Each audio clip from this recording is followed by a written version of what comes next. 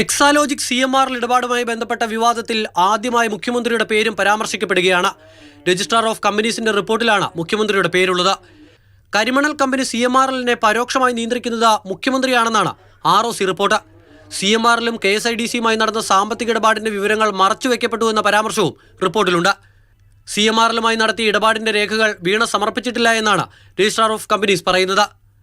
എക്സാലോജിക്കിന്റെ registration റദ്ദാക്കാൻ നടത്തിയ നീക്കവും നിയമവിരുദ്ധമെന്നുള്ളതാണ് കണ്ടെത്തൽ. ലോക്സഭാ തെരഞ്ഞെടുപ്പ് ലക്ഷ്യം വെച്ചുള്ള നീക്കമാണ് BJP നടത്തുന്നത് എന്നാണ് CPM സംസ്ഥാന സെക്രട്ടറി MV ഗോവിന്ദന്റെ പ്രതികരണം. ഏത് അന്വേഷണവും നടക്കട്ടെ എന്ന് AK ബാലനും പറഞ്ഞു. വിജിലൻസ് കോടതിൻ്റെത് കഴിഞ്ഞ് ഹൈക്കോടതിയിലേക്ക് വരികയാണ്. ഇനി അത് ഹൈക്കോടതിയാണ് പരിശോധിക്കുക. ഹൈക്കോടതി പരിശോധിക്കട്ടെ. കള്ളപ്പണം വെളുപ്പിക്കലിന്റെയും സാമ്പത്തിക തട്ടിപ്പിന്റെയും പരിധിയിലാണ് മുഖ്യമന്ത്രിയുടെ മകൾ ചെയ്ത കുറ്റമെന്നും കോടതി മേൽനോട്ടത്തിൽ അന്വേഷണം വേണമെന്നും പ്രതിപക്ഷ നേതാവും പറഞ്ഞു. അത് CBIയെ കൊണ്ടും EDയെ കൊണ്ടും അന്വേഷിക്കാതെ കോർപ്പറേറ്റ് മന്ത്രാലയത്തെ കൊണ്ട് അത് അന്വേഷിപ്പിക്കുന്നത് സംഘപരിവാർ നേതൃത്വവും CPM നേതൃത്വവും പിണറായി വിജയനും തമ്മിലുള്ള അവിഹിത ബന്ധത്തിന്റെ ഭാഗമാണ് യഥാർത്ഥത്തിൽ അന്വേഷിക്കാൻ. പ്രധാനമന്ത്രിയെ സ്വീകരിക്കാൻ മുഖ്യമന്ത്രി ഓടിയെത്തിയതിന് പിന്നിൽ എക്സാലോജിക്കിന്റെ കേസാണെന്ന് K സുധാകരൻ ആരോപിച്ചു. പ്രധാനമന്ത്രിയെ കണ്ടപ്പോൾ പിണറായിയുടെ മുഖത്ത് ഭയഭക്തി ബഹുമാനങ്ങൾ ഓളം വെട്ടിയെന്നും സുധാകരൻ പരിഹസിച്ചു.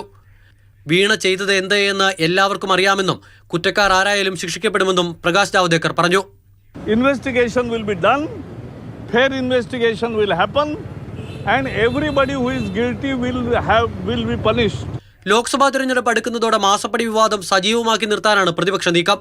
വിഷയം രാഷ്ട്രീയ പ്രത്യാഘാതം ഉണ്ടാക്കാതിരിക്കാനുള്ള മറുതന്ത്രം CPM ഒരുക്കും. ചർച്ചകൾ ഉടനൊന്നും അവസാനിക്കില്ലെന്ന് സാരം. മാതൃഭൂമി ന്യൂസ്, തിരുവനന്തപുരം.